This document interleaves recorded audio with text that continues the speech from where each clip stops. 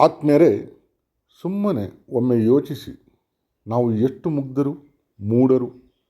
ನಮ್ಮ ಅಕ್ಕಪಕ್ಕದವರನ್ನು ನೋಡಿ ತಿದ್ದಿಕೊಳ್ಳದೆ, ಏಕೆ ಹೇಗೆ ಯೋಚಿಸದೆ ಬರೀ ನಂಬಿಕೆಗಳ ಆಧಾರದ ಮೇಲೆ ಜೀವನ ನಡೆಸುತ್ತಿದ್ದೇವೆ.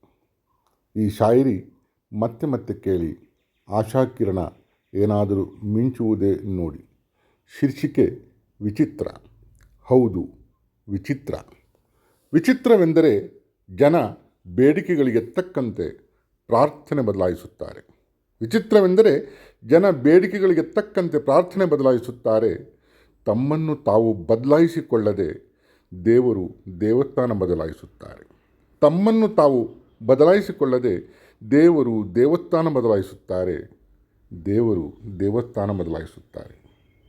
ಕೇಳಿದ್ದಕ್ಕೆ ಧನ್ಯವಾದ. ನಿಮ್ಮ ಮುಗ್ಧ ಬೇಗ್.